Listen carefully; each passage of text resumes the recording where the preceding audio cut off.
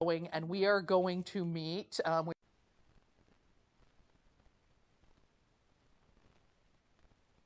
Books later, but if you have not, if you don't know Nico, I had to learn more about Nico myself, and I have notes, so I'll have my phone. So my name is Heather. Some of you know me from Church of the Ascension. I've been here for about a year, and I'm going to be here talking with Nico along with you. And then Nico is our author, wonderful author of this book, American Teenager. He is a non-binary. I said he. God, I suck at life. You did like They 4 times, it's okay. You owe me just $1 for smack. everyone. I do. I'm just I waking up in absolutely over here. do. I'm like, say it again. Do it Yeah, one more just time. go ahead. How much I money need are you going to 41. owe me? Absolutely, go. I do this to myself because my spouse is also non-binary. They are they, them also. So why I just did this wrong, I'm not sure. So Nico is non-binary, award-winning journalist, right? He has been, I mean, if you read 41. the book, huh? 41. That was 41. I got another $1 from Oh you. my God. Oh, and inflation. So sorry, it went up to 42. So it's 42 right now because the answer to everything is 42. Yeah. Oh, 43 just passed. Yeah, times are really tough right now. This economy is crazy. It's crazy. I'm going to be broke by the time we're done here. I'll be rich, everyone. Nico will have my entire retirement fund. Yeah. Oh, $44. Just went up again. Just went up again. We're going up. We're going up. So they have been a correspondent, LGBTQIA plus correspondent for Vice, editor and co-founder of the literary journal In Our Words, and also so many contributions to queer media. I love it. I had to learn so much more. They've had resulted in a GLAAD Media Award, 13 different awards from LGBTQ journalists, and 4 awards from the Los Angeles Press Club, including Online Journalist of the Year. So this is Nico. I've been talking with him for about an hour before we started here. 45. They are, good Lord. We might charge you too. We're going to have extra charges here. No. I got it. Every time you do it, you're going to have to buy another book. Oh, I'm going to have like so many books. I can pass them out to people. So. I've got 40 books here. We got to think about sales. So yeah, we just have the ending. Can we vote? Does everybody, like, if you believe that every time this happens, that you should have, Heather should have to buy a book. Raise your hand. I'm totally, it's fair. What's everybody else not voting? Come on. Like, this come crowd, on. Jesus Yeah, Christ. This is how democracy crumbles right here. So one other thing I just want to point out, because we have a varied crowd, we will use the terms LGBTQIA+, and just in case you do not know what all the terms are, L, lesbian, G, gay, B, bisexual, T, trans, I, intersex, A can be ally or asexual, and plus is for the rainbow, God's rainbow of everybody that is in between, that is on the spectrum of sexuality. So I wanted to make sure that everybody knew what that was. And the T also sometimes stands for tired. So Occasionally, yes, especially when you're, traveling the whole country, right? You're traveling the whole country pretty much at different times. Nico just recently told me that he's been on the road from... Oh, that's a book. Did I really say? I thought I said your name that time. Nope. That's a book. And then you said he. Yeah. God. I'm doing awful over here. I'm doing great. I'm getting sales. Nico's getting all kinds of sales over here. Yeah. And now I don't know where my train of thought went. It's okay. So it's fine. Yeah.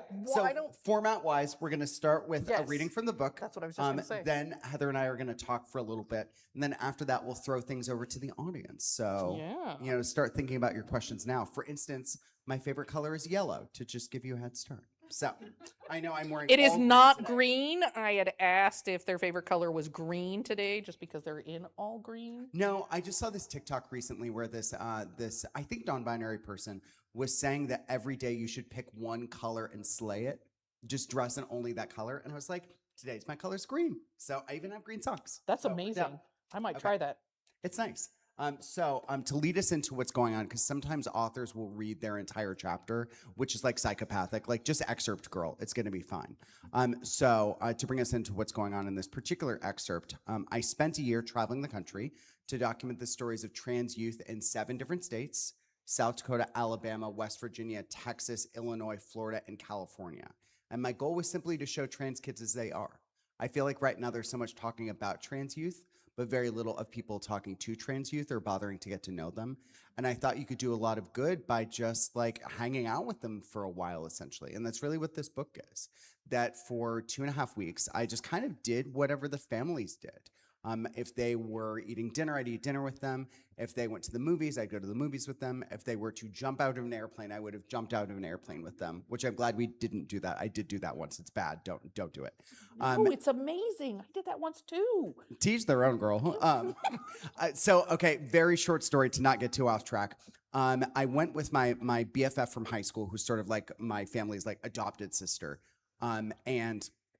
She was amazing at it, doing like flips and kicks. And at the bottom of it, they actually asked if she wanted a job at the skydiving place. And she'd never been before, which is very her. She's amazing at everything. They had to literally push me out of the airplane, which is illegal. Like in Ohio, you have to jump. They're not allowed to push you. But it was the last flight of the day. They were freaking over it. And they were just like, whatever. And they just shoved me out of the plane. Get out. So they broke the law. To get back on track, this particular chapter, this is about Wyatt. Wyatt was 15 years old when the book was being written. Trans boy lives in South Dakota with his parents, Jeremy and Susan, and his sister Ellie. And I met Wyatt about probably about a year and a half before the book was written. Meeting him, I think in a lot of ways, planted the seed for what this book would be. Because at the time, this was circa 2021, 2022, I believe, I was doing a cross-country self-funded tour of states that had been impacted by anti-trans legislation. I've been a journalist for a really long time, covering the queer and trans community, and I have a weird relationship with covering communities that I haven't met or been to, or ground that I haven't stood on. It just feels really strange to kind of sit behind a laptop and be so disconnected from the actual experiences of people who are living this every day. Mm-hmm. So if I was going to be reporting on this thing that was happening, I wanted to actually go there. So I went to South Dakota, which is one of the places that really got to this early in terms of just like targeting people with anti-trans legislation. And I stayed with Wyatt's family, and I just really fell in love with them right away. I'd known Susan for a couple of years just because of her advocacy.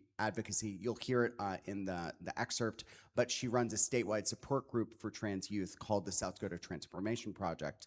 And Wyatt has kind of largely been the face of that work in many ways, just because, he is Susan's son. And I really hit it off with Wyatt right away. He was just so smart and funny and thoughtful and a really good poet. He was like 13 years old and already a better poet than I was, which I thought was so annoying, honestly, because I was like, buddy, you've got to write bad poetry about the color of people's eyes for years before you write anything halfway decent. So screw you, diva. But we just really, I don't know, I just fell in love with him.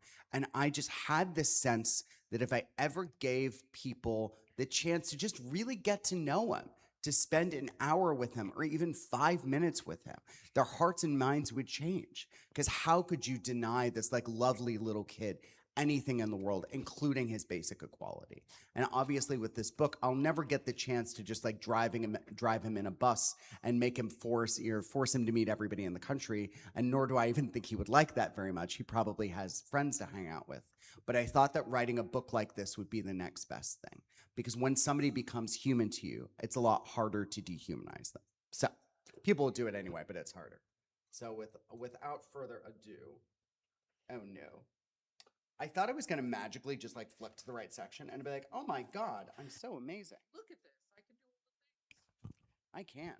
Okay. Sometimes it's funny. You're allowed to laugh. This is Susan talking about Wyatt's coming out story, but from her own perspective. Susan would have never guessed this is what life had in store for her. She had never even met a transgender person before Wyatt came out to her at 10 years old. Those who have known Susan for a long time say that she is perhaps the last person they would have expected to become one of the state's leading advocates for LGBTQIA+ youth. A few days, Jessica Myers, a bubbly blonde with a pert nose, who describes Susan as her ride or die. I had one of those cookies before this is coming back. Oh, okay. Had told me that she used to call her friend Kimmy Schmidt in the days before Wyatt transitioned, a reference to the Netflix dark comedy about an ingenious young woman who moves to New York City after being rescued from a doomsday cult. If you would have offered Susan candy to get in the van, she would have said yes, said Jessica, who today serves as the president of the Transformation Project, a statewide nonprofit that Susan founded in 2019. When presented with this anecdote, Susan agrees with the characterization wholeheartedly. I would, she says with a vigorous shake of her head. I would have gotten in the van. The day that Susan saw an envelope addressed to her sitting on her dresser, she didn't realize that the lid to her own bunker was about to be ripped open. Inside was an 8-page single-spaced letter from Wyatt, in which he came out to her as transgender and begged her to accept him for who he is. I love you so much, stated its brief cover page, which implored Susan to wait until she was alone to keep reading. The following note expresses my feelings. They are all true, and I need your help. Please. In the letter, Wyatt explained what he had been trying to tell his parents for years, that he was not their daughter and had never been their daughter. He had been male since as long as he could remember, spending his early childhood days playing in the mud and climbing trees with the other boys in his neighborhood. Growing up, Halloween was always his favorite day of the year because it meant he was allowed to perform masculinity without scrutiny, his deepest longings expressed through the plausible deniability of pretend. His favorite costume was a hand-me-down Captain America superhero outfit that had been donated to a friend's mother, the first person he told he was transgender. This was years before he was ready to share the information with the people he loved the most. He would have told Susan right away, except that he was so scared of what she would say, that she would reject him the same way that his church leader would. But as he explained in the letter, Wyatt didn't want to have to hide anymore, and he wasn't sure he could keep going if he was forced to live this way. I want to be myself for once, he wrote. Every day I think about being a girl and making my family happy, or being a boy and being happy and accepting of myself.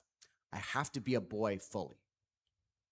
Susan says that she wept as she read Wyatt's account of the trauma that he had experienced from posing as someone he wasn't for so long. A girl with long hair who wore velvet dresses with big bows to Sunday church. The letter ended with Wyatt signing his name for the very first time. And opening the door to his room, Susan saw him sitting on the floor, waiting for her to see him for who he always had been. She scooped him up, hugged him, and told him that nothing could ever make her promise to always love him, no matter what. Jeopardy music, ... We're going to make it through this, she said as they held one another close. We're going to do everything we can to help you. That promised aid was immediate, its quickness intended to remedy years of Wyatt trying in vain to find the words to proclaim his maleness, only to find he was speaking in a language those around him didn't yet understand. 4 days after Susan opened the letter, they went to get Wyatt the haircut he had always wanted, come back and shaved on the sides, just like the deific jocks to whom he had served water as the Pee Wee football team's student manager. The hairstylist, not understanding the task at hand, gave Wyatt the feminine equivalent of the reference photo he had shown her, a pixie cut favorite by many of the girls in his 4th grade class.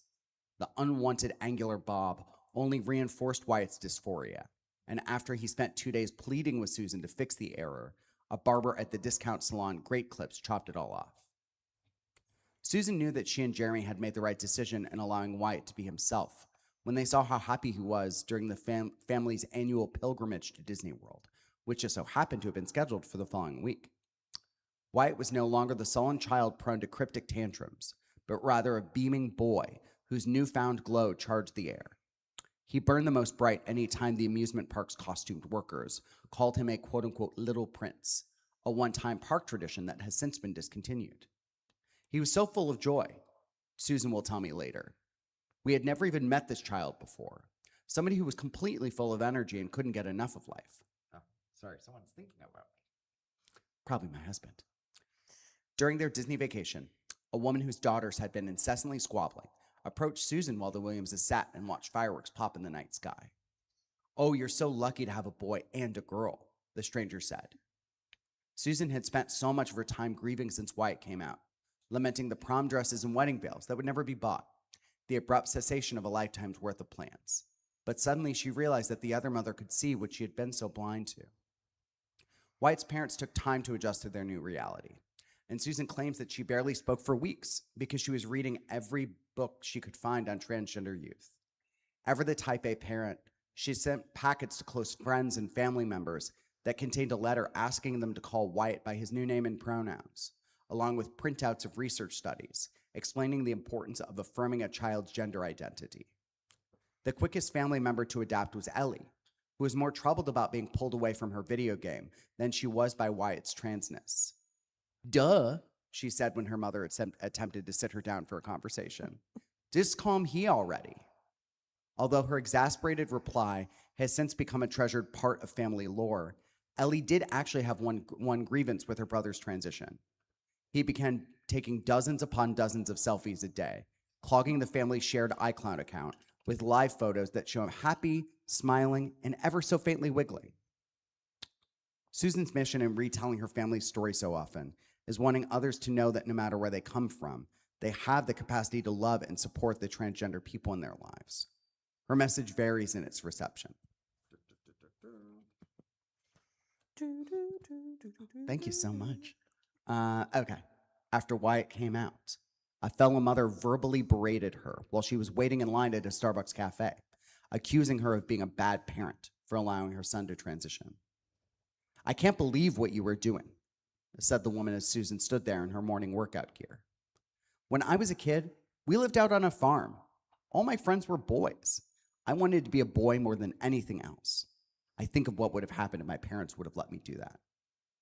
Instead of dismissing her, Susan asked this person, whom she had at one time considered a friend, out to lunch to tell her about what her family had been through.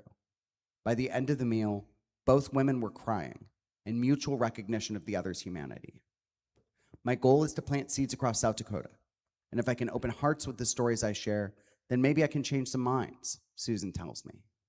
I don't think I changed minds, but I hope I planted a seed. We're going to stop there. If you want to know how it ends, you're going to have to buy the book. Thanks so much, everybody. This is the part where you clap.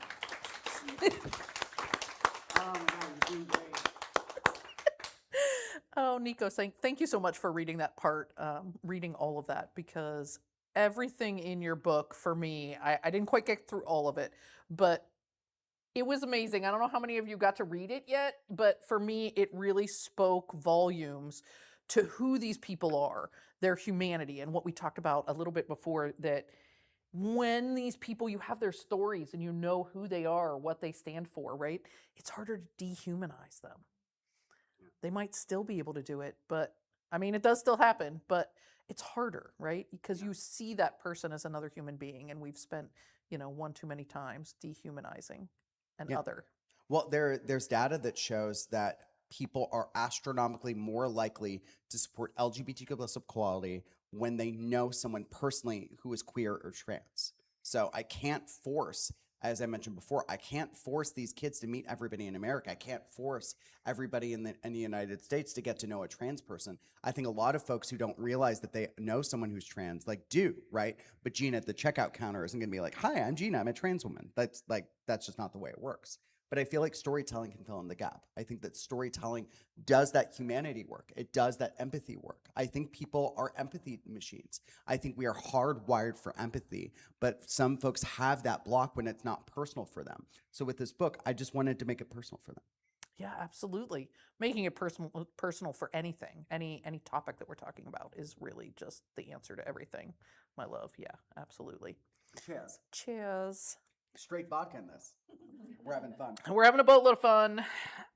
Tell me a little bit more, because the thing that I was absolutely fascinated about is all the different stories that you had, and how you mentioned that you knew Susan from some of her advocacy work, but there are multiple stories in your book. How did you meet these different folks, and how did you broach the subject of, I kind of want to come live with you basically for the next week or two to get your story? How did that come about? Well, I went to different farmers markets across the country, and I just approached random people. No, I've been, working in the LGBT plus space as a journalist for about 15 years, and I've been working with families of trans youth for about 10. The first story I ever did that centered a trans inclusive family was for Teen Vogue in 2016. Excuse me. Cookies were a bad idea. Delicious though. Please get them. But They that were the was zucchini ones, the just so you zucchini know. ones. The They're very zucchini good. ones, yeah, Highly that's- recommend. But that was the first story I ever did was for Teen Vogue. Some folks here might know that family. It was Amber Briggle's family. They're one of the more like vocal, or well, she's one of the more vocal like parent advocates, not only fighting for her own trans son's rights, but for trans youth across the country. And not to toot my own horn or anything, I don't think I did anything special, but they had a really good time working with me. Like they really liked the story when it came out, largely just because I just didn't do anything weird. Like they'd worked with these reporters before who just asked these really out-of-pocket questions. And I don't know if I was like raised well or something, but I just can't imagine asking an adult in my life about their genitals, let alone a child. Like some things are just fundamentally so not my business, right? And I know how to stay in my lane. And I just like was nice to them and respectful, and I used the right name and pronouns for her kid and didn't do anything strange. Apparently So better than me, right? ah. Me and my book over here that So- I have to buy. Yeah, I know. I mean, we'll see. We'll see how many more we get out of her. But when the story came out, they recommended me to a lot of the other families in their networks. They were like, if you need your story told, if you're looking to work with a journalist, you should work with Nico because you can trust them. They're going to do right by you. And families didn't always have that knowledge. A lot of the folks that I would work with who would reach out to me would say that they'd tried to work with other journalists before and it had just been such a bad experience, but they wanted to sort of push forward in sharing their stories because they knew how much it meant. It feels really beautiful to be seen. And it's also a beautiful gift to other families because so often, parents would tell me that when their kids came out, their biggest hurdle wasn't just kind of the like cultural transphobia I think you have to unlearn or just, things you learn from like religious spaces or maybe in like conservative environments. It's also just a fear that you have for your kids. It's that you don't know any other families who can normalize this for you. And you just get so worried for them, like about what are their lives going to be? Like, are they going to have the same opportunities as everybody else does? Are they going to find a partner and fall in love? Just this really like fundamental stuff. And being able to read somebody else's story and to hear that their family not only walked through this journey together, but their kids are so happy and joyful and they all came out stronger because of it. That just feels really good. Like people need to hear that. We talk so much about possibility models for youth, but adults need it too. So I wanted to help give people that. I wanted to make sure that families could see their stories reflected. So when it came time to write this book, I knew so many families already. I knew families all across the country. I've worked now, I think I've reported stories in all 50 states. So, I had a really wide network to just ask people, do you know somebody who has a really great story that's never shared it before or hasn't shared it with the depth with which you know it? Like for Wyatt, he had been interviewed before in like major publications like The Guardian, but when I met him, there was such a disconnect there. Because I was like, he came off as smart and well-spoken in those, but there was just so much more there. There was so much more to him. And I just knew that I was like, oh, like this lovely, creative, like joyful soul, if people can meet this kid, not the like one pull quote kid, then you can really get somewhere. So I just look like for a Q&A, you don't get the whole story full of depth. anyone, the full, exactly, depth and character of a person. Yeah, so I just look for stories where I felt like I could really get at that depth. And I look for families that I felt like I had a kind of instant connection with. Like I started with about 60 pre-interviews with people all across the country, largely connected through email. This person knows this person, person knows this person, and then we all get CC'd in the same thread. And it was never like I thought one person had a better story than the other, or these people were boring, or these people I'm like, oh, ew, horrible. It's just that there are some people, I think everybody knows this in life, that those people you kind of have a weird immediate spark with. You can just converse with really easily. I think in the dating realm they call that chemistry, right? that I only had 2.5 weeks with these families. That's not a lot of time to make like a full-length documentary, let alone like make one 7 times and just in book form. So we had to set ourselves up well to just have people that I could converse really easily with. Like, I'll pick on you for a moment. So I'm going to have you imagine, if you will, the worst date you've ever been on in your whole life. Can you picture that date? Yes. That did not take long. Okay. Now imagine if at the end of that date, I popped out of the bushes and was like, surprise, bitch, I've been here the whole time. And now you have to write a 40-page in-depth profile of this person that you've just been on an extremely painful date with. That would probably be a hard assignment. Impossible. Yes. Impossible. So you just had to get people that you just had a vibe with, that you felt like I can tell this story. I know these people. Just somewhere in your gut, you know this. Like, for instance, the Muslim family in the book, everybody always assumes that I picked them to be in the book because they're Muslim, which is true, but not for the reason you'd think. My minor in college was Islamic World Studies, and I took 3 years of Arabic, and I've never had a reason to use any of that, and I finally did. So I was my like, gosh, how yes! excited. Did you remember your Arabic? I certainly did. Oh, that's I was like, amazing. my education didn't go to waste. Incredible. Woohoo! But the mom, when she and I spoke for the first time, I was just like, even though on paper we're so different and we don't have anything in common, I was just like, we are so much alike. Our personalities were so much alike. Our way of looking at things is so alike. Her like relationship with her parents just so reminded me of my family. And I was like, I might not know that much about the rest of your story yet because I haven't met you, I haven't spent time with you. But I was like, I know this woman. I can tell her story. And I just felt like with that little seed, it gets you to the rest of it. And I also just felt like in some way, if I knew her so quickly and I was sort of invited into her world just like that, maybe readers would be too. And I wanted you to have that really strong bond with each of these families because then you take their stories away and remember it and carry it with you forever. So, because that's the goal, right? Not just to tell these stories, but to lead to lasting change. That when you read these kids' stories and you're invited into your life, it just imprints on you somehow forever. Like, of course, the goal was always going to be to change society and make society better. I think that work obviously isn't done yet, but it's got to be the goal. It has to be the goal, right? Because we're trying really hard we've done this for hundreds of years, right? We started, maybe start is not the best word, but you think about like just declaring people to be free back with the Emancipation Proclamation. We've been doing this for hundreds of years and we've been progressing ever since in the hope and the I don't know, just the hope, I think, that we are going to get better and people will see other people as people, right? Yeah. The other thing is something that came to me while you were talking about how you spoke about the Muslim family. There was the family that was in an Episcopal church, and how you have to unlearn transphobia, cultural transphobia. It's something that is absolutely true for religion. Now, we're in an affirming church here, which is fantastic. Obviously, the Episcopal Church as a whole is really affirming, but that doesn't mean every parish, every religion, everything is. So what kind of cultural transphobia do you know that comes from religion so that people understand when somebody who's trans who walks through the door of a church, what could that feel like?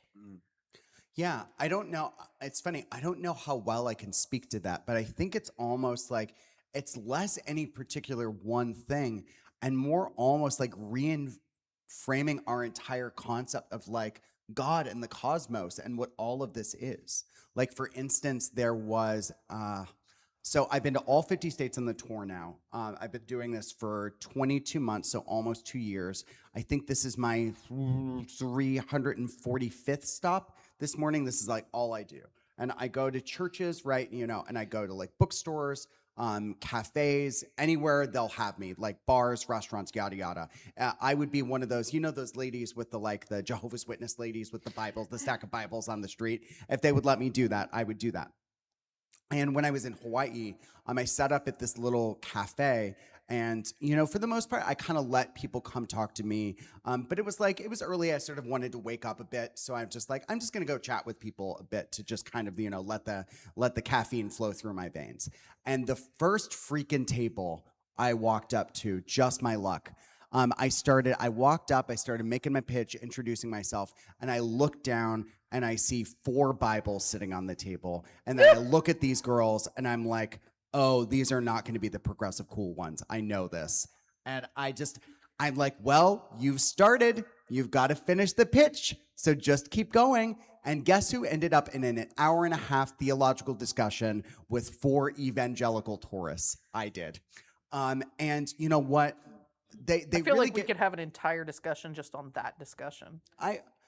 More like we need to let me cry based on that discussion. Oh no! It was really lovely. It was I'm glad that I did it. It was just really hard. Because of course they were sort of throwing every talking point. Like, what if? Well, what about this? What about this passage? What do you think about this? And it was basically less me talking to them than more me being, grilled and like quizzed on like my sort of relationship to all this theologically. Or your general knowledge of the Bible, apparently. And well, here's the thing that they did not anticipate is that I was the most religious member of my family growing up. I was the one who begged my parents to go to church and would judge them for not going. I was probably very annoying to live with. I was the one who begged to go to Christian summer camp. I was the one who, when my godless parents did not go to church, switched to being a Southern Baptist in high school. That was a really stupid idea. I won a National Baptist Poetry contest when I was a junior. I went to a Catholic college 2 different times for undergrad and grad school. I lived in a religious intentional community. My first job was for a religious nonprofit, and I go to 2 churches in LA. So it's like, if you want to talk about scripture, let's talk about scripture, girly. God, they were not, those girls were not prepared. They were walking to the lion's den. But what I really pressed them to think about, and the way I relate this to your question, is that with all of their things they wanted to know, I just really asked them to think about the mind of God. So get away from the specifics of the Bible or the way that all these things have been framed for you that I think are really harmful and toxic. Like, they kept going, well, it says 2 genders, male and female. And I was like, well, buddy, lots of things are created in one way and then end up in another. Like, think of water. Water becomes ice and snow, but that doesn't mean it always was intended to be that. It goes through a transformational cycle, right? Yeah. Like that we all in our lives, everything in nature goes through transformational cycles. So just because something is made in one way doesn't mean that's where it will stay its whole life. And I just really pressed them to think about, so imagine you are the creator. You created the universe, right? The vast reaches of the galaxy. You created the sun and the moon and the stars and the heavens. This sounds like Eucharistic prayer C. Yeah, you can snap if you want. But you created the air that we breathe and the sun that keeps us warm. You created platypi, whatever the heck is going on there. You created male seahorses that can get pregnant. But somehow you draw the line with trans kids. I just don't see it. I got in actually this long theological discussion with a woman the other day, who the one who drove me to your place, and she'd mentioned that one of her kids is getting really into quantum physics and quantum theory, and I'm also into quantum physics, so I was like, okay, well, let's talk about it. And their 13-year-old, like real brainiac kid, was positing essentially that all of this is sort of from at a quantum level, just part of like the same vibration. That sounds woo-woo, and it is kind of woo-woo. But that's sort of how, scientists are coming to think of this as almost like we come from the same matter, this like great infinite void, and then are returned to that same infinite void. And if you think about that as being God, right? That's how the transcendentalists thought of God, that there was no separation between you and the cosmos, that we're all part of the same stuff. If we come from the Big Bang, we are literally all part of the same stuff. So how can anything not be from God? How can anything not be part of God? Like, you want to draw these like lines and divisions to say that these kids somehow don't deserve that same infiniteness that everything else does. But I don't see it. Right, like this one group of kids are, you know what?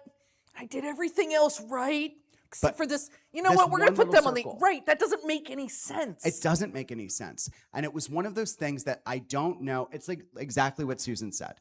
I don't know if I changed their hearts and minds, but I hope I planted a seed. And I did something I never do. My friends in college used to make fun of me for being very cheap. So I do not give away free books. I'm like, I have money to make divas.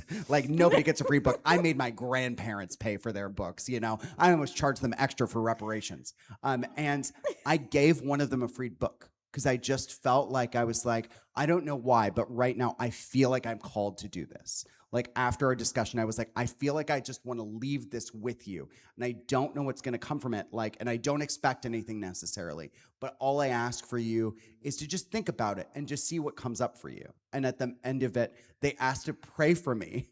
And I laughed and I said, no, but I will pray with you.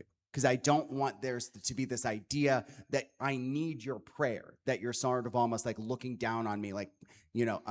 Listen, sinner, I'm going to exactly. make sure that In you a go to patronizing heaven. way. Right, But exactly. I said I was glad to engage in a spiritual practice with them. And it was nice. And what's really funny is literally later that same day, like within a 24-hour span, there was another Christian girl who came up to me when I was at a bar that night in Hawaii.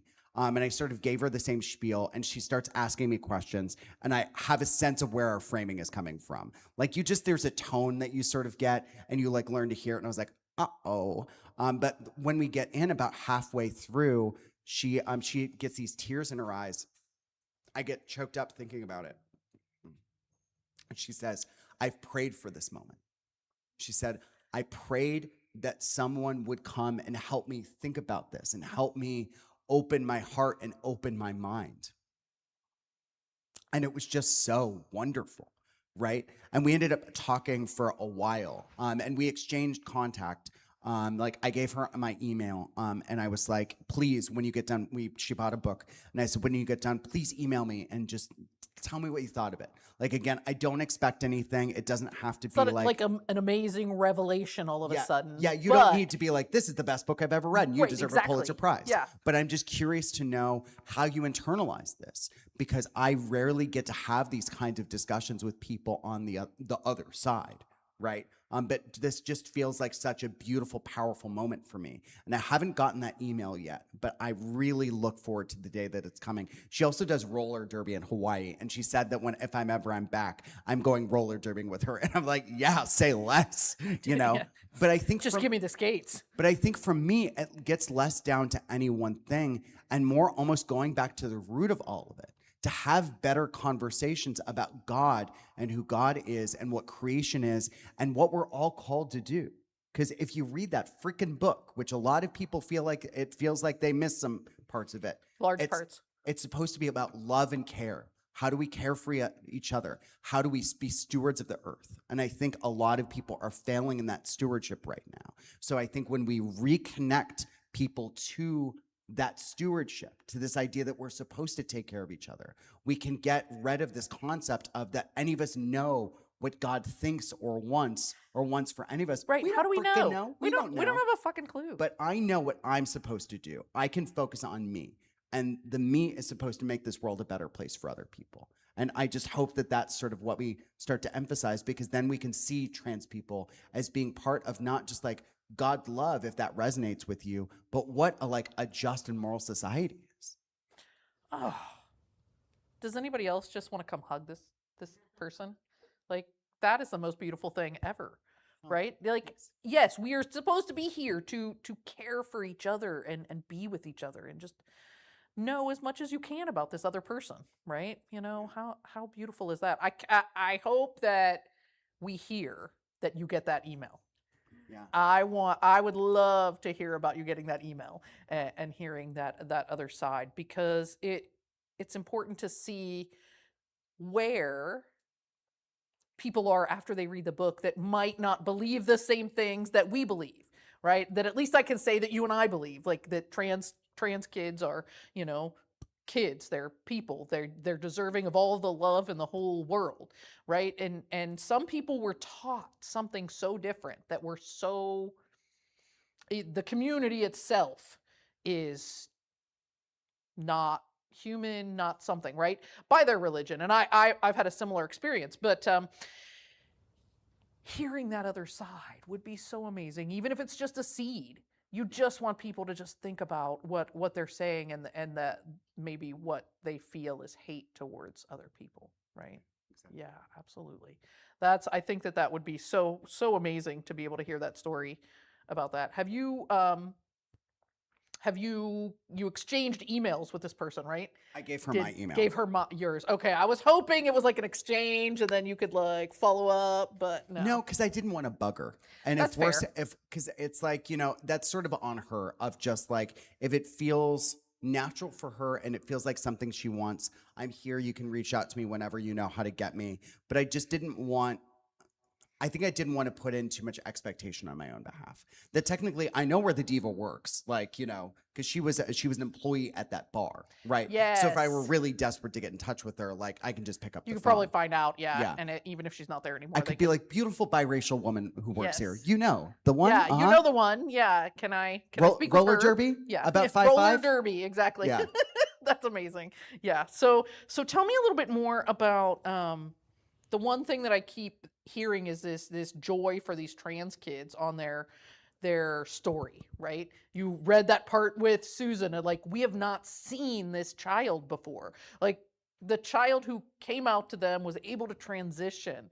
I would love to hear more about what you see with those kids, because you saw them, all of them, post-transition, correct? Yeah. If I remember the book correctly.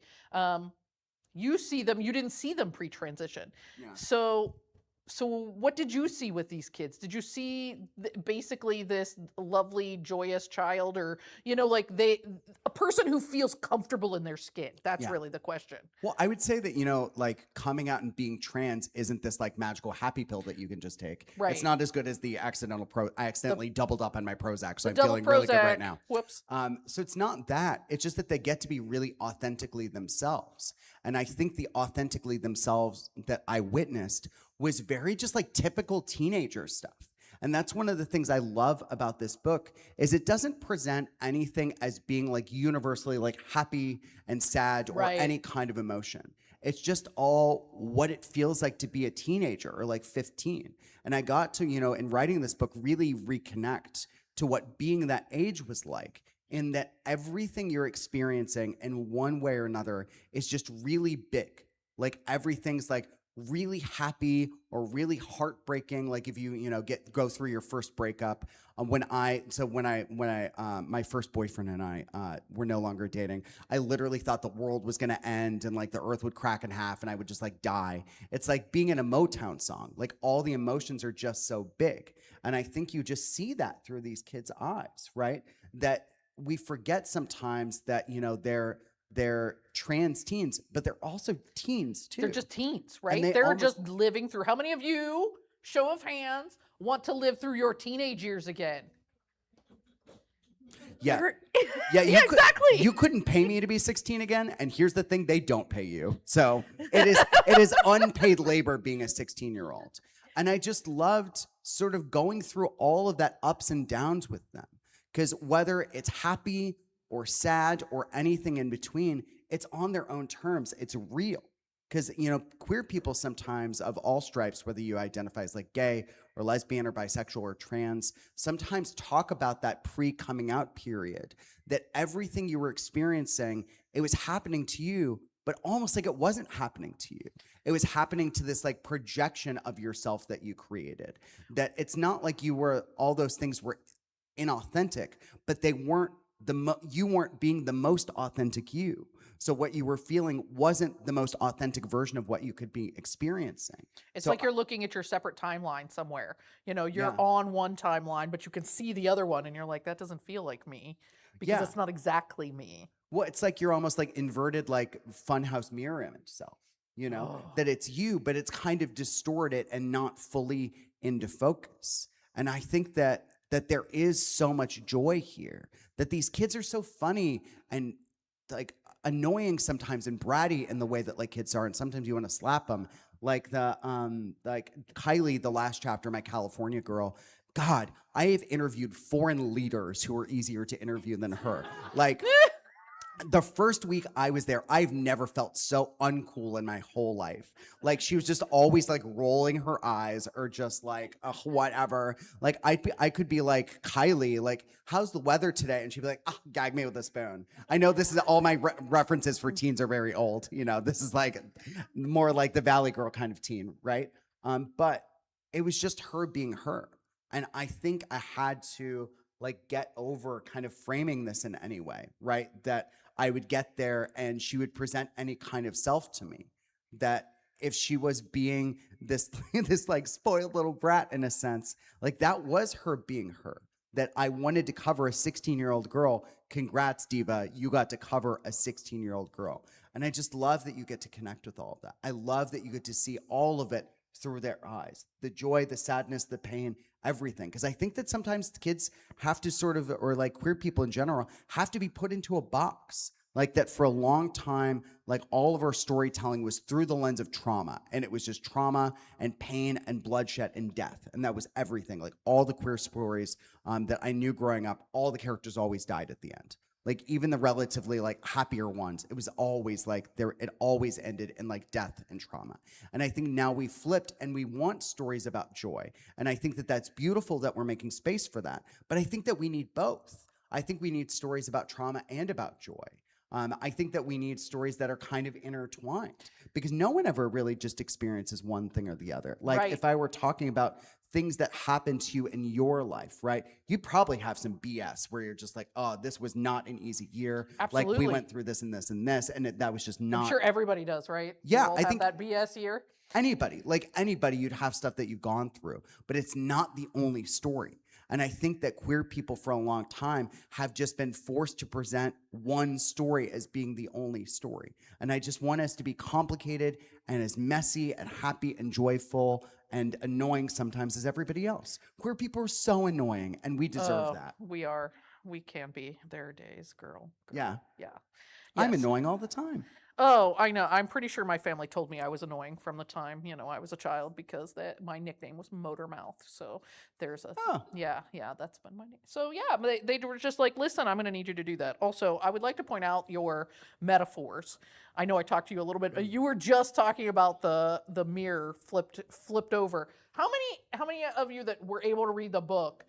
I'm wondering, do you have a favorite metaphor? I have to find mine. I like marked them. I have all these metaphors because for me, it made me bring the story even more alive in my head that you would have such wonderful metaphors. I pointed the one out where it was Susan, where she was like, 4 cups of coffee and a stick of dynamite ahead of everybody, right? Because that's how some people are so bubbly. But what a great way to describe that. Do any of you have any favorite metaphors that you remember from the book, or should I look up another one of mine? Actually, how many people have read the book already? Oh, that's such a good question. Oh yeah, that's a good group. Everybody else, you will be judged. Just kidding.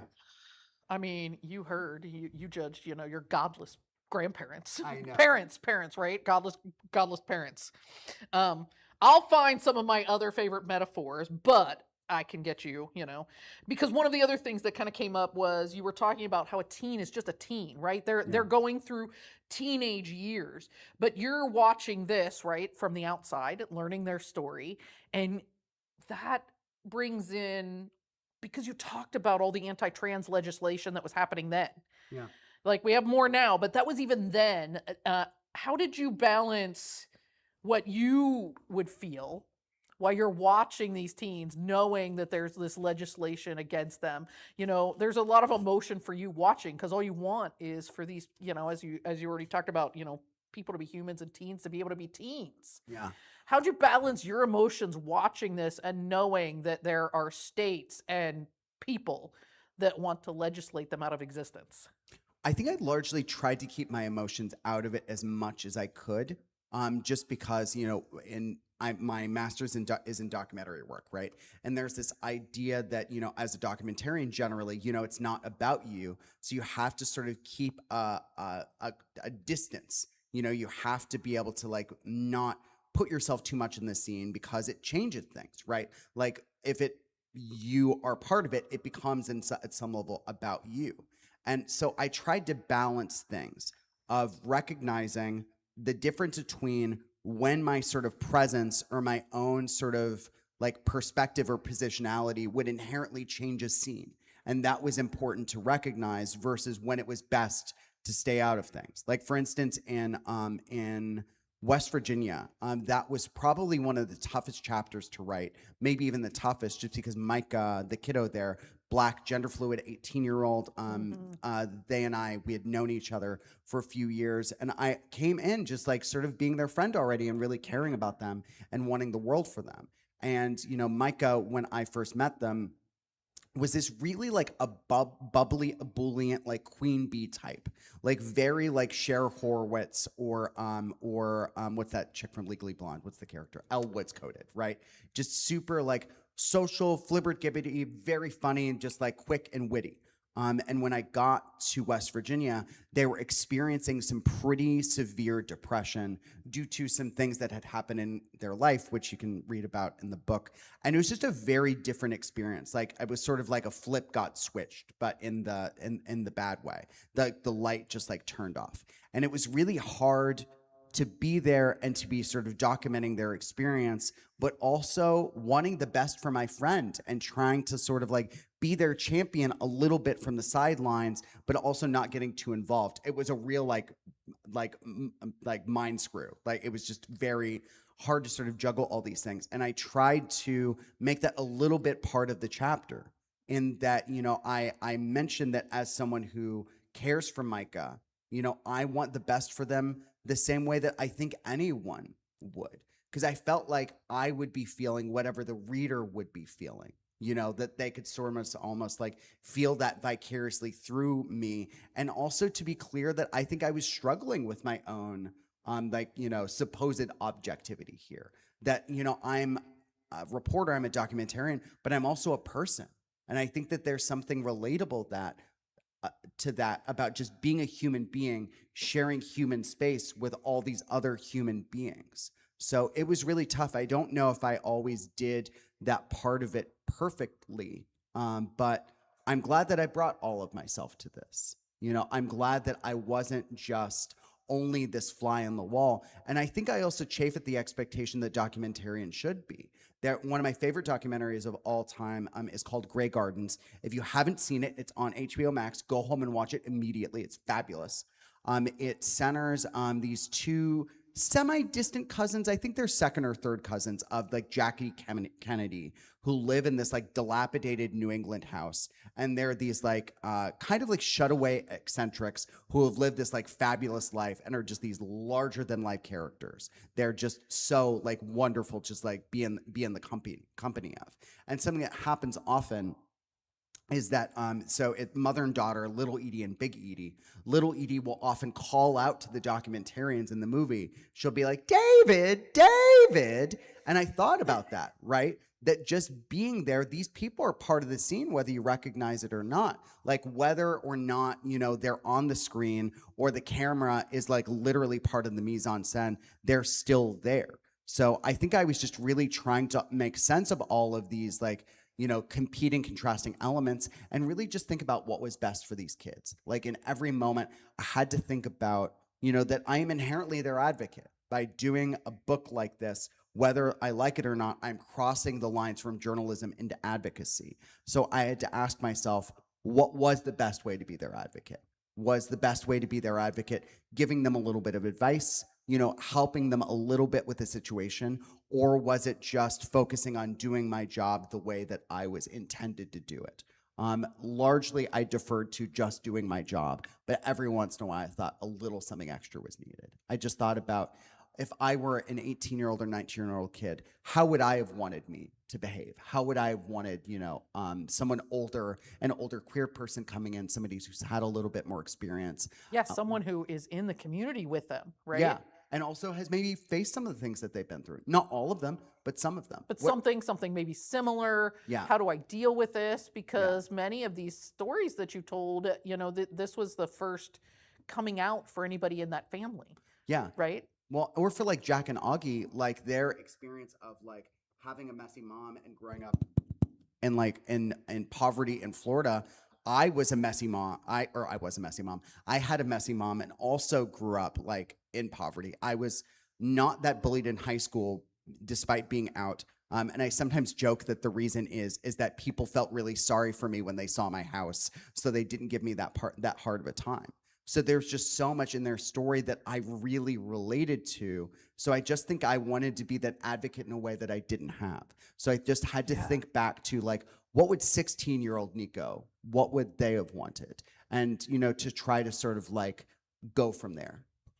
That's amazing. That's so great. I'm sure that was really helpful for some of those, some of the kids, some of the families, right? Because you are interacting. You forget when you watch a documentary sometimes that whoever is there, if it's movie form, right? That you have the cameras, you have all of this that are present. You have in your case, it was just you and maybe, I don't know, a notepad. How did you record all of these stories? That's what makes me. Oh, so it was half just, recording on my iPhone because I wanted that. So one of the problems with documentary is that the moment a camera is pointing at people, they tend to behave differently. That so much reality television is founded in that when people know they're being filmed, they're not going to behave in the same way that they might if it's just like us talking. Like this happens. My husband and I are big RuPaul's Drag Race fans. And sometimes the girls will get called out for like performing for the cameras. They'll be like, oh, you're not like this when the camera's on. Why are you acting this way? And with this, I wanted people to behave really naturalistically, to not either perform for the cameras or to police themselves, wanting to sort of put their best foot forward in hopes of not being judged. That I didn't want anyone to give people a bad edit, right? Or to like intentionally make anyone look bad. But I didn't want anyone to sort of like think too much about what they were saying or think too much about how this is going to be perceived, because then things become more inauthentic. And I just needed this book to feel really truthful and honest and raw and real, because that's what people are going to connect to. We connect as human beings to authenticity. Yeah. So the book just wouldn't have been as effective as a means of advocacy if it weren't as authentic as it is. So I thought that having that sort of invisible camera just with my phone recorder that people would always forget about. Right, you forget because everybody has their phones. Exactly. It's around. So people you would not remember.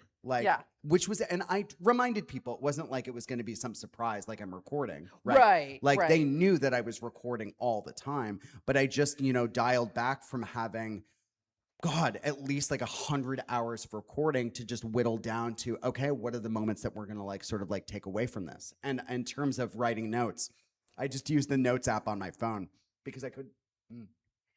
Go ahead. Yeah. Yeah.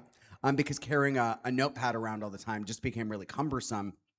And especially in situations where I just couldn't have had a notepad. Like, for instance, for Kylie, a little bit of something that happened that I really wish I could have put in the book somehow, but it would have became too much about me, is that when we walked at the front of the LA Pride Parade together, they were with the P flag contingent, and I was there just kind of observing and walking with them. I was on my phone the whole time because I had to take notes. I took notes about this person in the crowd. This person's wearing this shirt. Margaret Cho is here. And, there was this really funny moment where... did you like geek out seeing Margaret Cho? She's around. I've seen her before. Love her so much. But I would have geeked that's out. Like my 15th, full geek. That's like my 15th time. But there was this non-binary person who was standing right near Margaret Cho screaming, "That's Margaret Cho!" And it's like, yeah, she can hear you. She's right there. So I was just writing all that down and making sure I didn't forget it for later. And people looking on from the crowds were pissed at me. They were like, I got at least like 20, like, why are you on your phone right now looks. Like, you're at the front of the Pride Parade. Like, pay attention. What is wrong with you? What is wrong with you? Oh like, you're desecrating the Pride Parade. But it's like, I had to do my job, and I had to, like, make sure to document as much as I could. There's this idea in documentary or just filmmaking generally that you always want too much footage. Like the director Terrence Malick, like, famously shoots hundreds, like if not thousands of hours of footage for every movie that he does. And he just kind of finds it in the edit where he starts with this big pool and it gets smaller and smaller, and smaller.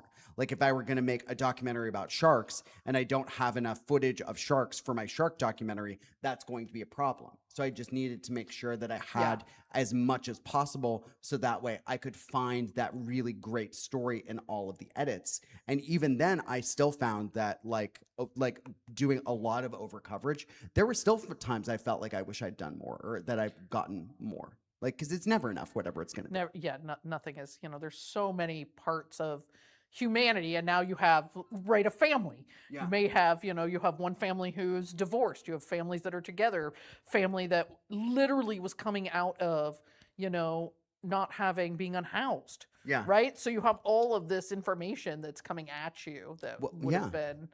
well, how do you capture a life in 2.5 weeks? Right. And it's just like, there's so many things about the kids that I found out later, just because we stay in touch all the time and we talk constantly. I've become pretty good friends with a lot of the kids. Some of them, it's not that we're not friends. They're just too cool for me. And they're just like, they don't need me, Like Kylie, she's never responding to my text. She's never responded to one of my texts. And it's not that she doesn't like me or something. It's just, she's a 19-year-old girl hanging out with her friends. She doesn't care about me, Like, who are you? Why, and why? I remember you, but why are you texting me now? I'm pretty tight with her mom, though. Her mom's really amazing. And always, when I'm visiting a different place on the tour, she'll be like, do you need us to get you a hotel room? Like, we can help. And I'm like, that's really sweet, but no, I can't have you do that. I found out so many things about them afterward, or just so many little details about their childhoods and their family dynamics, or just things about themselves. And I'm like, oh, I wish we'd included that in the chapter. Yeah, if we could have that. Maybe you could write part 2. If they want to. I think it's up to them. Yeah, in the absolutely. same way that this was very much, their own agency. It was very much them saying yes to not just being in it, but really every layer of this in terms of how you're portrayed, what goes in, if there were any quotes you want to share with me, but you don't want to share with the world. There's a lot of stuff Micah particularly was like, I'm going to share this with you in confidence because it feels really good to just talk about it with someone. And I feel like I need to talk about it, but I do not want the world to know. Please don't put this in the book. And I was like, of course, absolutely. Right, of course. Yeah. And did they all get a chance to read their story, their chapter before it went in the chapter? Yeah. That's fantastic. I got a lot of notes and we took those notes. Yeah. So, because, I wanted people to feel good about it. But, for these kids, it just depends on where are their lives 10 years, 20 years from now. Like, I'd love to do a follow-up. There's this really great documentary series in the UK. And by series, I don't mean TV show. I mean, they've continued to just make sequels. It started, it's the 7-Up series started when the kids were 7. It was a group of, I think, 8 British 7-year-olds, and it checks in with them every 7 years. So 14 up, 21 up, 28 up, 35 up.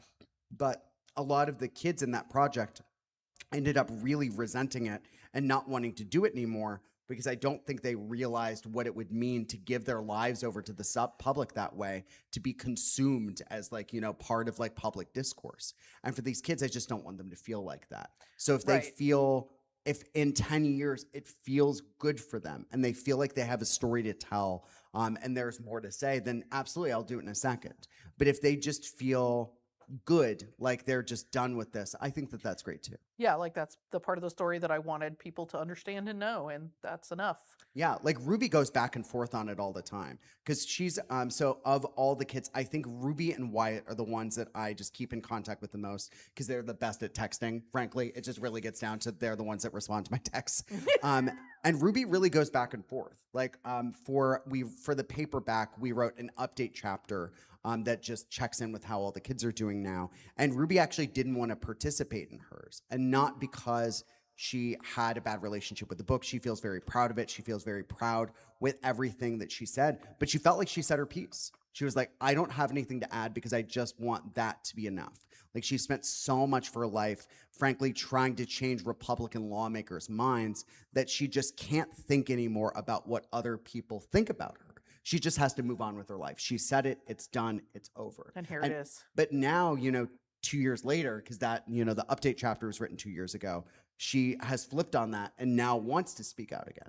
So it's these are young people who are still growing up and finding themselves. Their opinions on things to know what they want. Yeah, absolutely. What they want for their own lives and what they're going to do with their own lives. So I just don't think right now I could even possibly say because it's like I bet they're going to be in such a different place with all this, like 5 years from now, 8 years from now. Right. Absolutely. So I'd love to see if any of our audience members have questions for you. Are you ready? Do you need a vodka fill up? No, no. So I do see it is lemonade. Just to yeah, confirm. it's not really vodka. It's just lemonade water. So I did see a hand. I cannot read your name. So could you please tell us your name? Hi, I'm Stephanie Krebs, and three different questions occurred to me, and I want to get them all out before I forget what they are. First of all, are there any stories that you really loved, but you couldn't feel you could include in the book for whatever reason? Okay. Second, everyone has their own coming out story. Did you ever feel like you wanted to rely on that to get close to the kids as just like you? Or were you, you talked a lot about being journalistically objective. And the third one is there's a book called Becoming Nicole. Yeah. You know that book? And I'd like to know what you thought of that book. I'll go backward, actually, if you don't mind. I think Becoming Nicole is great.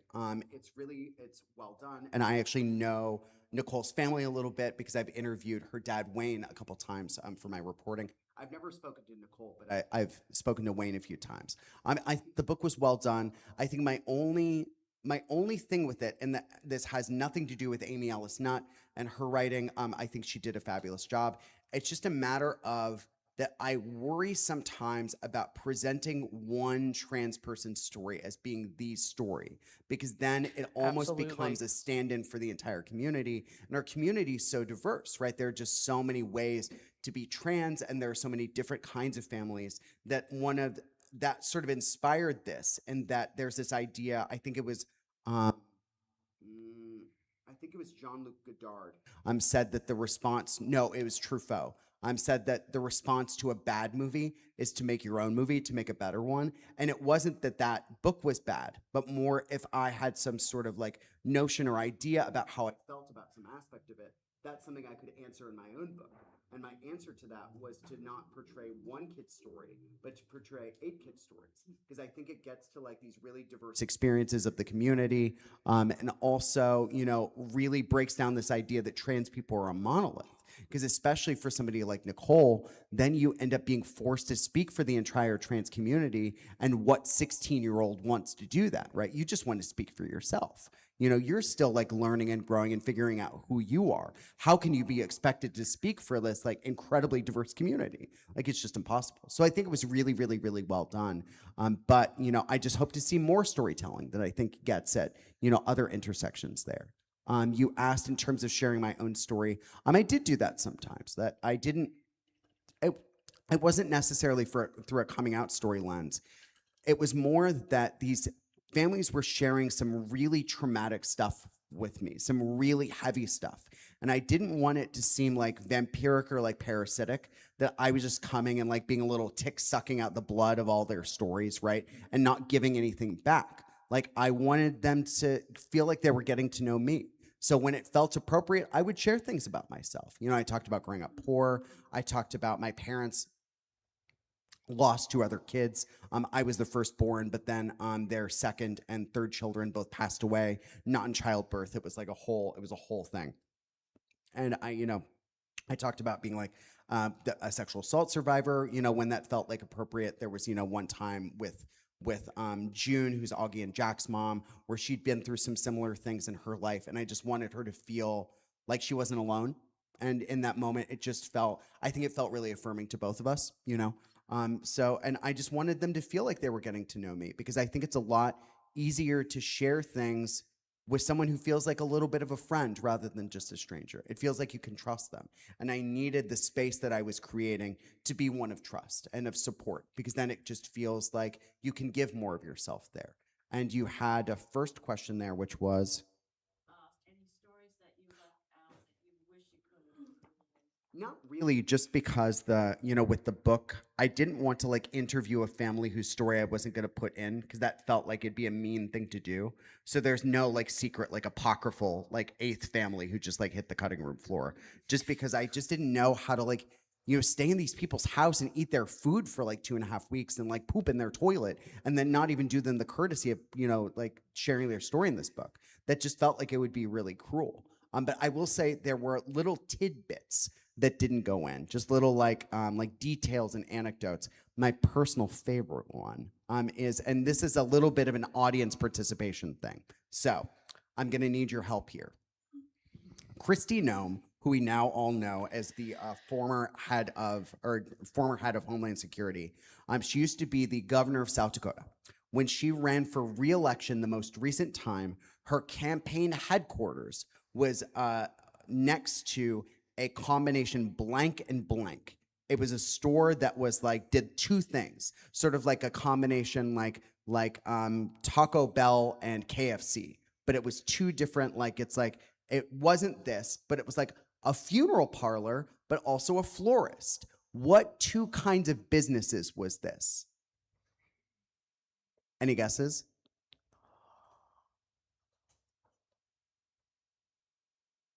Grocery store and gas station. No, love the guess though. Slay. Anybody else?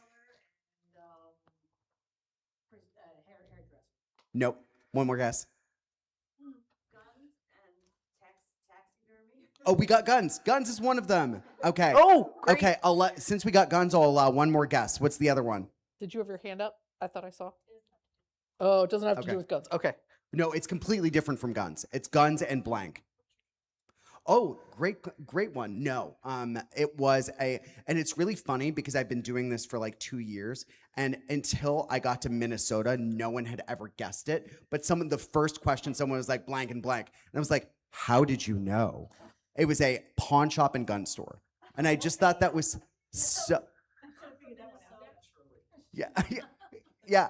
And it just felt so, like, painfully Midwestern-y, that little detail, that I really wanted to include it in the book, because I thought it explained a lot about, like, Sioux Falls and the culture of Sioux Falls and, just the place that Wyatt had grown up. That is so Midwestern-y. You're right. It's so Midwestern. But Wyatt, in the initial draft of his chapter that he got, he pointed out that a lot of the chapter wasn't about him, because I was just really trying to sort of pile on a lot of detail and make it feel really immersive, but it meant it was just pulling focus too much from him and his story. And so I just really trimmed a lot of the fat there to make sure it felt like a character study of his own experience, that anything that wasn't about Wyatt's particular vantage point and how does he move through about his day and how does it feel to be Wyatt specifically in South Dakota, not how does it feel to be in South Dakota, but how does it feel to be Wyatt here.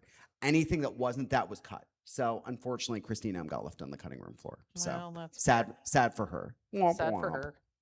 May I change your batteries while we ask the next question? Sure. Thank you. Did you have a question? Oh, Mary. Okay, hold on a second. Mary. Give this to you. Here you go. How does this work? So could you say something, please, about the harm that's been done by some of the legislation that's been passed? I'm thinking in particular of the one trans young woman whose medication she wasn't able to get. Yeah. Stuff like that. Could you talk a little bit about those things? Oh, sure, absolutely. Your microphone. Thank you. Applause for Danielle. Yay! Our savior. Yeah. So I think, that people often ask, I'll frame it sort of this way if you don't mind. People often ask how things have changed in the past couple of years since the book was written, right? Because I was writing the book from 2022 to 2024. And since then, a lot has gotten much worse since then. Like, just for an example, I'm trying to remember the exact number. Yes. So in 2016, when I first started reporting, that year, HRC, the Human Rights Campaign, declared essentially a national state of emergency because we saw more anti-trans bills back then, 10 years ago, than we'd ever seen before. And where were all these anti-trans bills coming? And everyone was panicking. Do we know how many bills there were in 2016 that caused this national state of emergency? 4 was closer. I'll say it's lower than 100. Any guesses? 15. 60. last year there were over 1,000. So, and that is within a 10-year span. That what Jack, the young woman that you brought up, who's one of the protagonists in the book, what she was dealing with is really a sort of drop in the bucket of like what kids are dealing with across the country.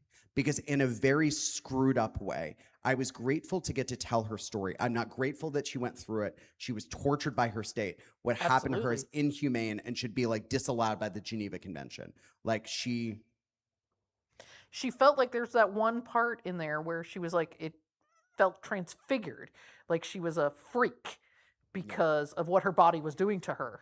Well, her body was taken away from her. Right, exactly. And when I tell that story, I just always have to remind myself when I talk about this that my friend was tortured, that what she went through, I would not wish on my worst enemy, let alone a 17-year-old child who the people who were tasked with protecting her own lawmakers who were supposed to protect her and help her grow up well, decided instead it was best to treat her in an intensely inhumane way that she will live with for the rest of her life. That at some level, she will always deal with the trauma of what happened to her.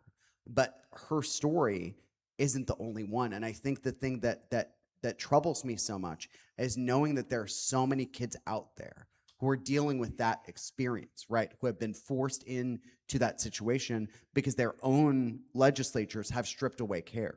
That the reason that Jack lost her gender-affirming healthcare is that her family was on Medicaid, and Ron DeSantis, in all of his infinite wisdom, decided that trans kids could no longer get their gender-affirming care needs met. And with Jack, hers was just the only story that I had heard of someone who wasn't able to get their care back. As I know a lot of families who are a little more plugged in, right?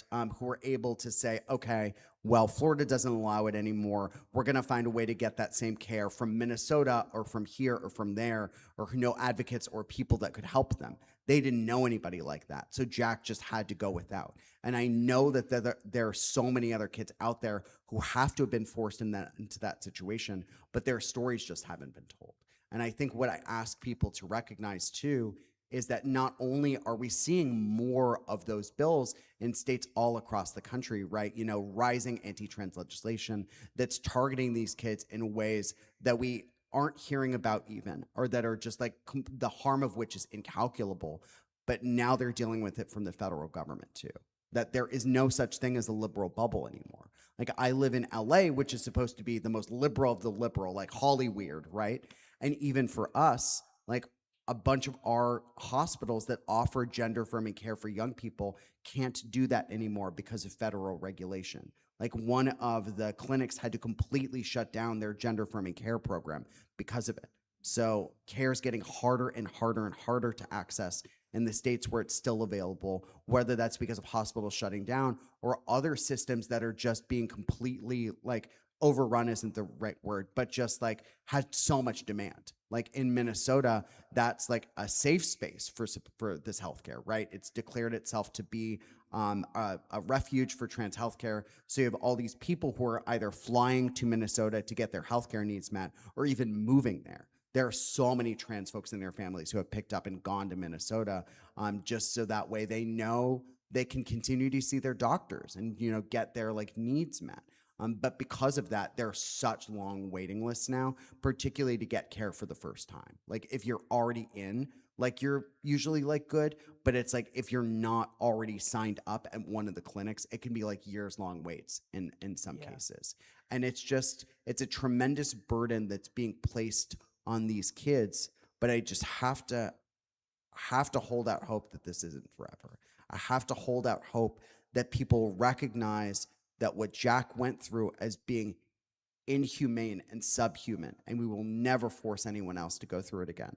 And people sometimes ask what my sort of like wish for the book is, right? That how do I picture this like 50, 100 years from now? Like, what do I want its legacy to be? I want us to read about these things that happen and sort of say never again. That one day we hear about this and it just seems so weird to us It seems so surreal and Seems strange foreign. and awful. Yeah, because Yeah, that sometimes you anyone read would be history treated and you're that like, way. why did that happen to people? Yeah, exactly. You want it to be that way. And I hope we get there sooner rather than later, just because I love that kid, and she's doing really well now. She's in a good place. She's happy.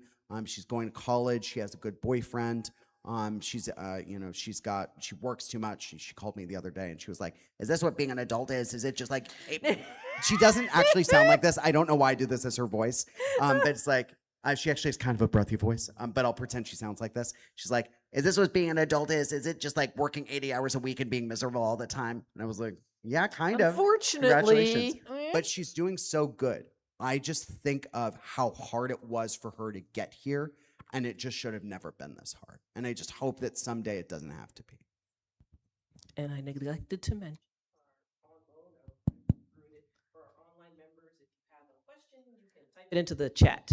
So you can type your questions in. There's a couple of comments there that aren't questions, so we won't be reading them. But if you have any questions, type them in. Anyway, anybody else? Coming. Thank you, Danielle, for running around with a microphone. Any advice for weaponizing anxiety?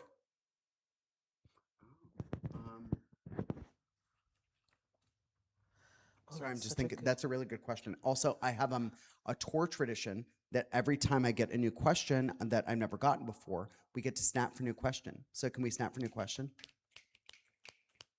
I have to think about that for a second, if you don't mind. Take your time. What was your name, hon?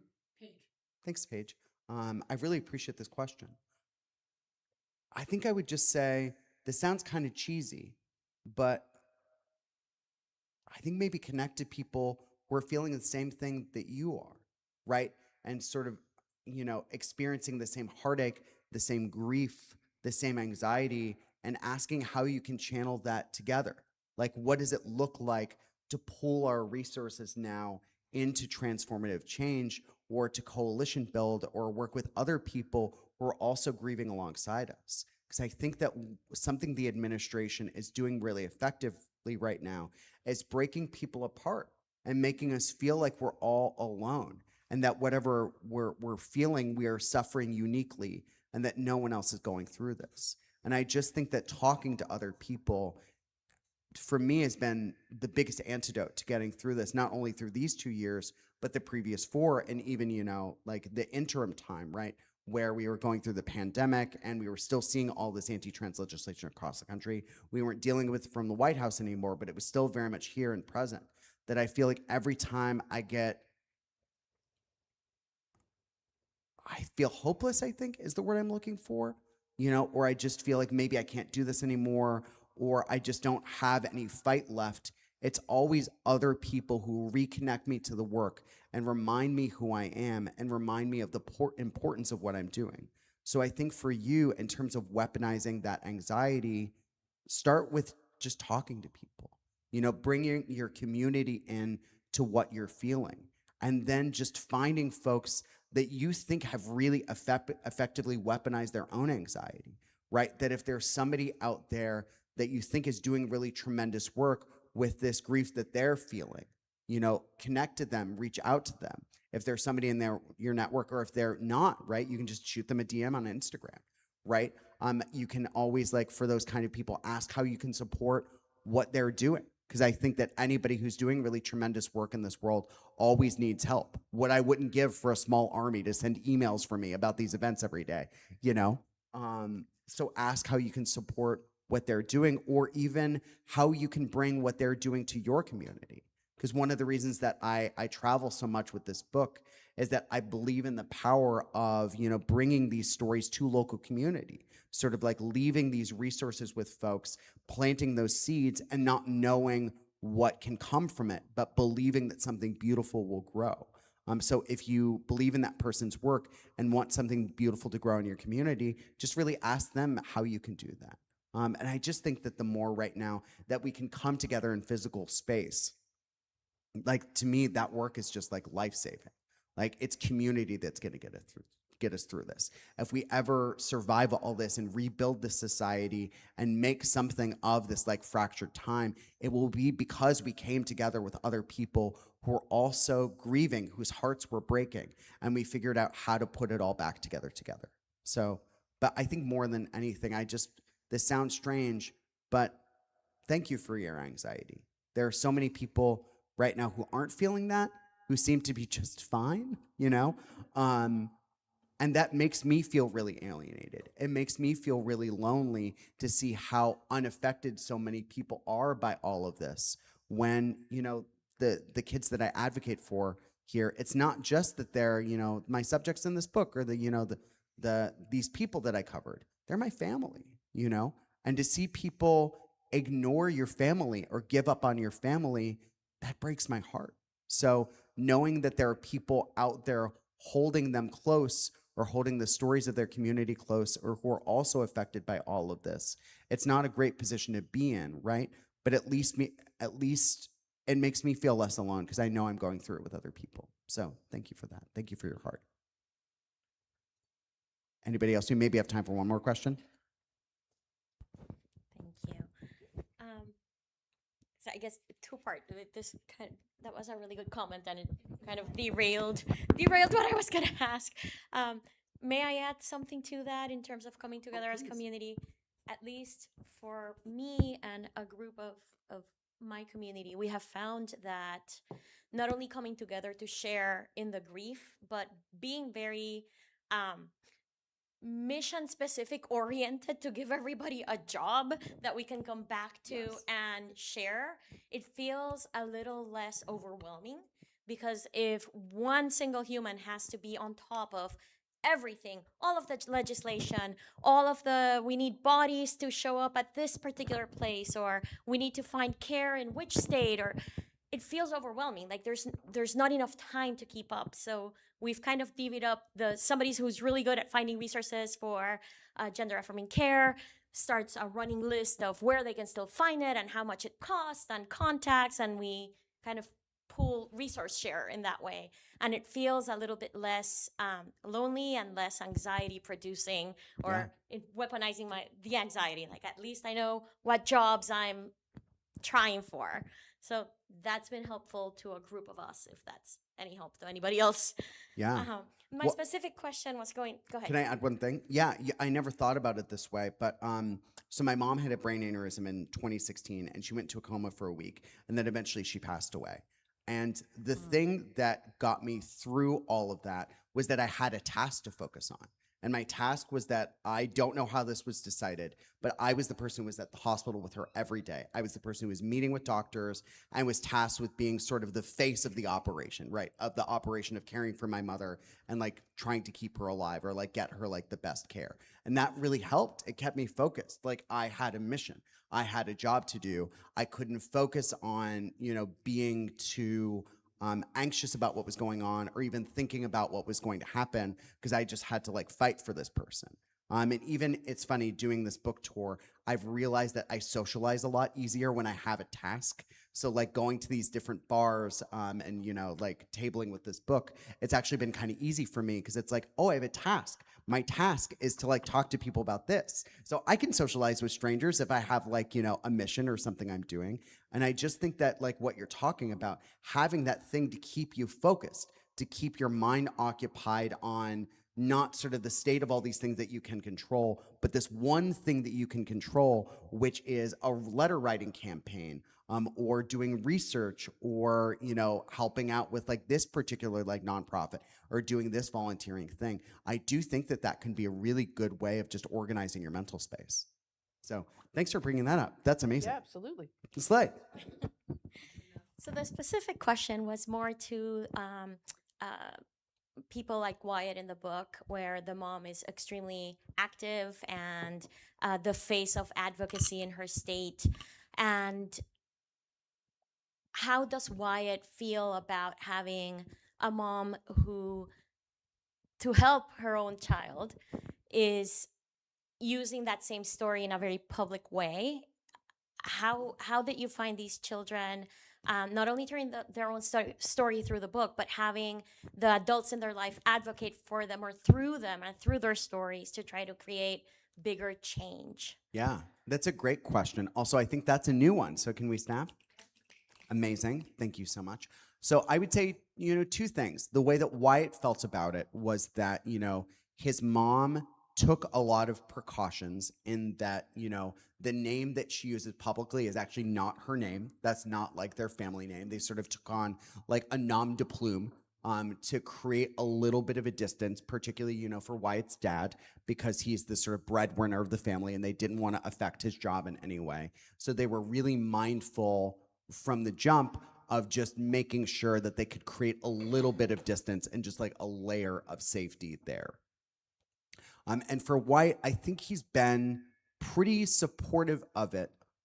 But a lot of the other, not a lot, some of the other kids in the book haven't had that same relationship. Like Clint in the Illinois chapter it starts as being very unsupportive of his mother's advocacy, because he's someone who looks at his mission in life or his goal as effectively being stealth, right?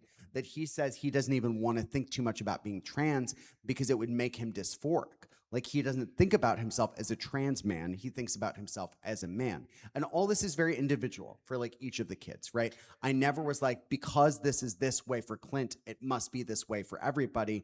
Clint gets to speak very much for himself in his own point of view, but his own point of view is that he doesn't identify with any of this. Like Nico, can I just butt in really quick? Yeah. Because you used the word stealth, and I want to make sure that everybody knows. Sure. Yeah, what that means to somebody. So if somebody's trans and they want to be stealth, they do not want anybody to know that they are trans. They just want to fit in as the gender they are, and they don't want anybody to know any of it. They don't want to have to talk about it. Yeah. They just want to walk around in life and be like, I'm a boy. Yeah. I don't want you to know that I was ever female or that I was AFAB. They don't want to talk about assigned female at birth or any of this. Yeah, exactly. For Clint, there are close friends who know that. I think if you've known him for a long time, there's a point in which it comes up or it just feels really comfortable and organic, but it's not going to be the first thing that he'll say. There was a section in the book, we talk about the fact that he was on the boys swim team at school and he has his, like top surgery scars. And he told them it was lung surgery.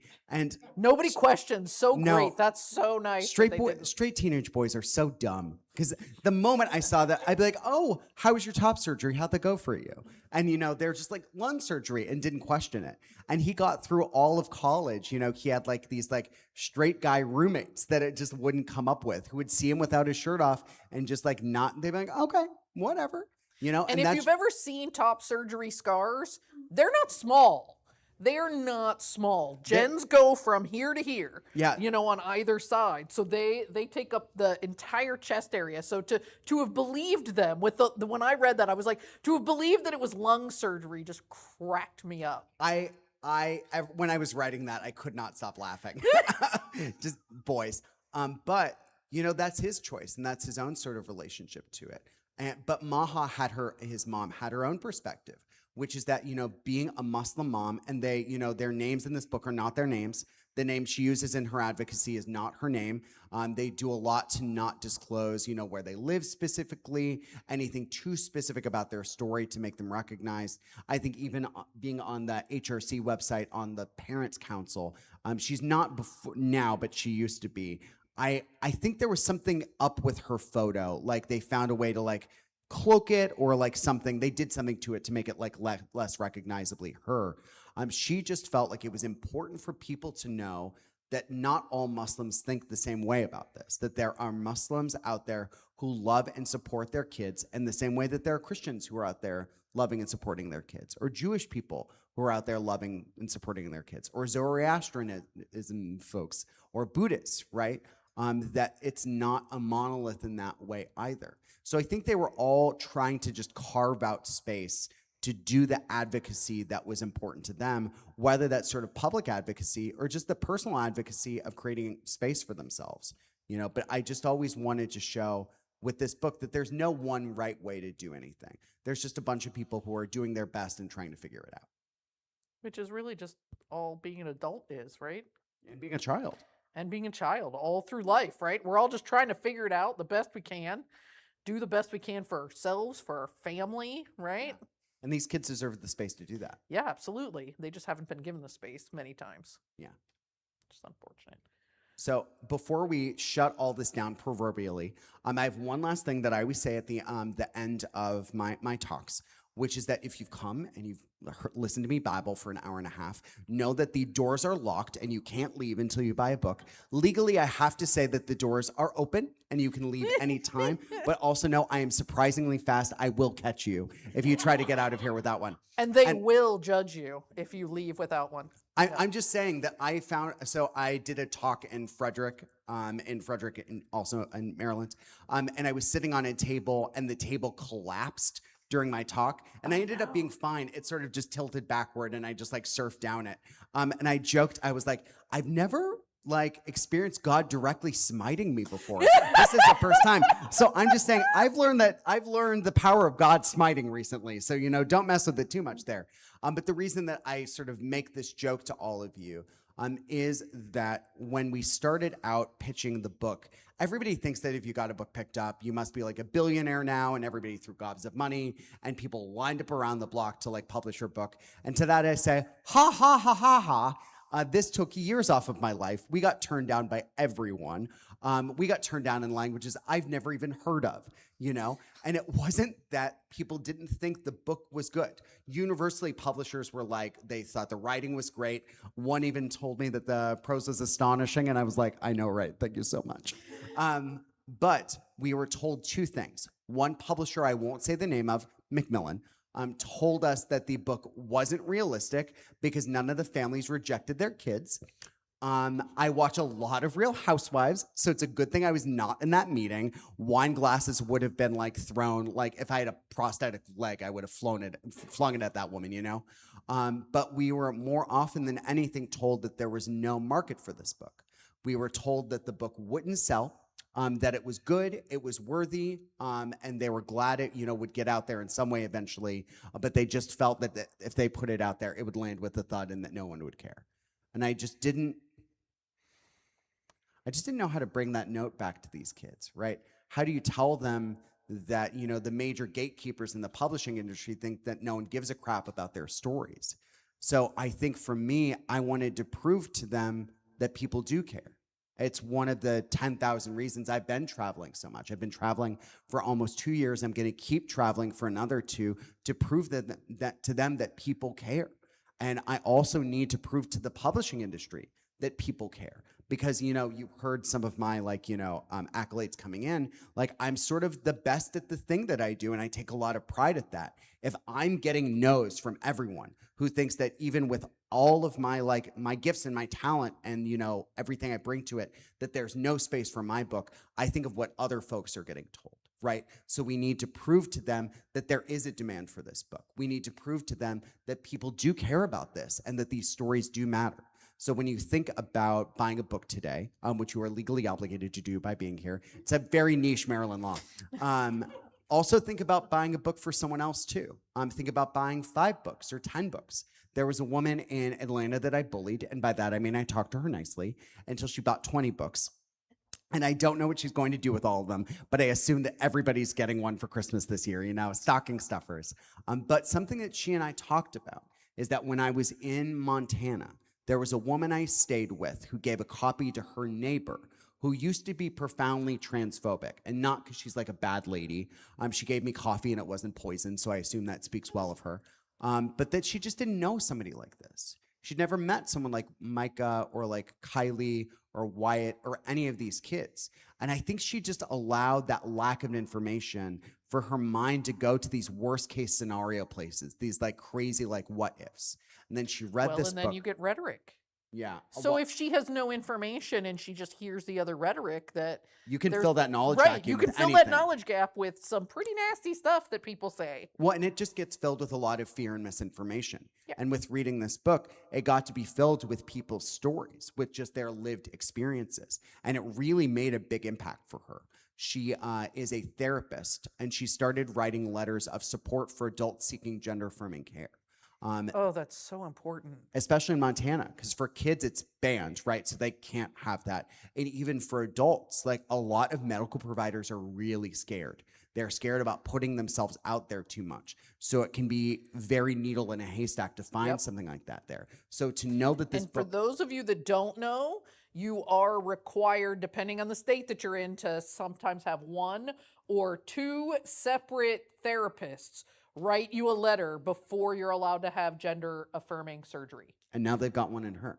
Yeah. So to know that she was able to walk that journey and to become that advocate for a community that really needs her, I'm deeply grateful for that. And I think of all the folks that could have their hearts and mind changed if they just had the ability to meet these kids. So when you get one today, think about, a copy for your little free library, for your big free library. I bet the church would probably like some in their library, or your aunt who you feel like could get this if she just had the opportunity to meet these kids, to share in their stories for a bit. It just matters so much. I truly believe that these kids will change the world. I look at this, as I mentioned before, at this book as just planting seeds all over the place. And I believe that those seeds of love will change things. I truly believe it. And I'm going to spend the next 2 years of my life proving it to all of you. And I just want to say one last thing, and that's thank you for being here. I do. So you can still get a physical one to pass on to other people, but there is also the audiobook version that is read by me. We had a celebrity narrator do it who did a terrible job, so I demanded to re-record it. You can call me the Taylor Swift of audiobooks, but I will also add that people ask sometimes what it's like to do this, to be away from home so much, to be away from my husband, my 2 cats, one of whom is lovely and the other one I don't really care about very much. But it's hard. A typical cat? Is that the one you don't care about? So my cat is a sweet angel baby and like the greatest thing that's ever existed. And my husband's cat is a demon sent from hell, as in the grand tradition of cats, that there must be one total sweetie and one like imp who's trying to ruin your life, But for my cat, I miss her all the time.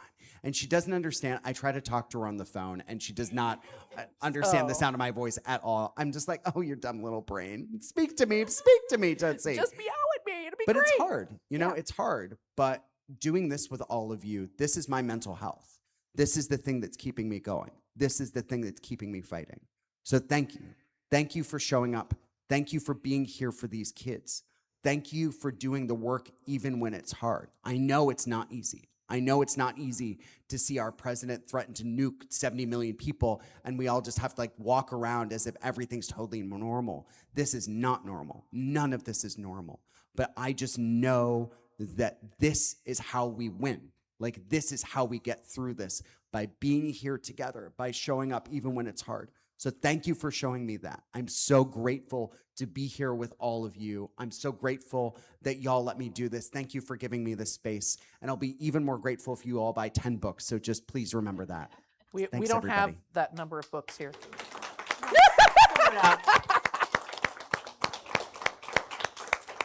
Thank you, sweetie. And Thank you. to my beautiful moderator. Thank you so much. We appreciate you so much. We appreciate you being here. And now I just want to let it be so that people can come buy your book. Yeah.